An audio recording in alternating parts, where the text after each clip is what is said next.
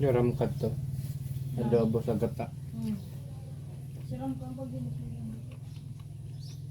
May gugulayan ako dyan, lambo may bibi. Oo.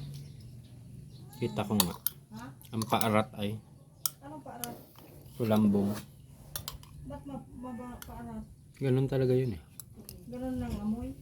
Kailangan pakulaan ulit. Para kung na ano yung nakaibig sa ano.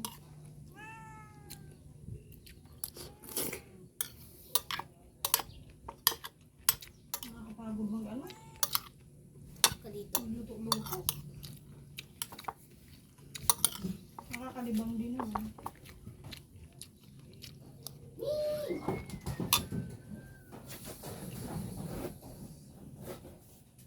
Nung nakaraan pa nung si Buboy, pag iniiwan ko dito, pag nagsasaul ako, alis ako ng maaga, babalik ako ng alas 9, nakaka 300 na yan.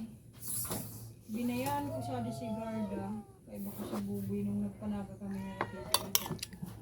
Umalis kami ang aga, pero may dati na akong 100 dyan lagi sa Irniro, lagi 100 pesos. Pagka dating namin na alas 4, alam mo yung binta 150 pesos. Kaya ngayon pag umaalis ako, sinasaraduan ko na lang. Napaka-imposible. Posible talaga. Ngayon na.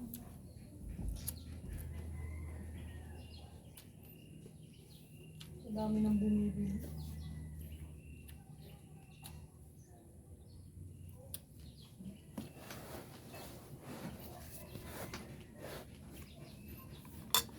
Sa dami ng bumibili. 150 pesos. Nanlumo ako eh.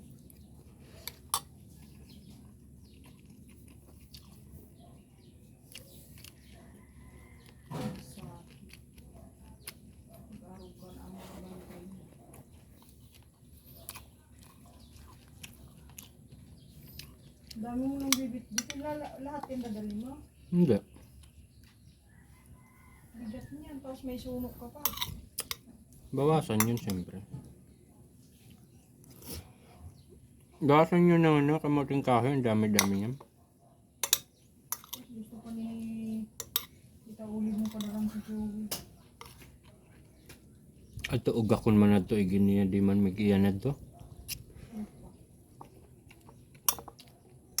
Kung sadto nga na ito tansa. Diba sa makaiyan? Copper. Makati daw, sabi ni Bukoy. Hindi nga kinakain. Arte naman pusa na eh.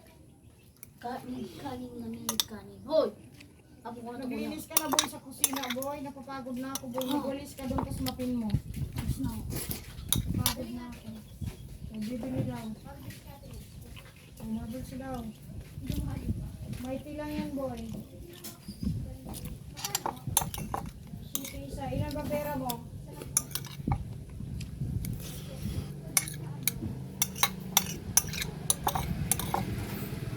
Sagis na? Anong sagis na? Kuha na.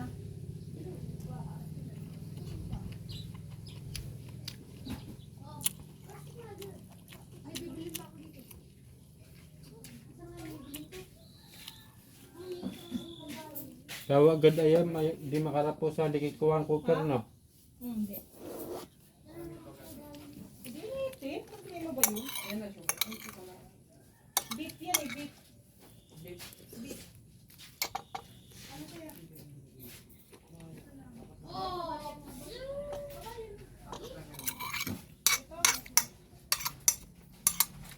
Nagbayad ka na ba? Hindi pa?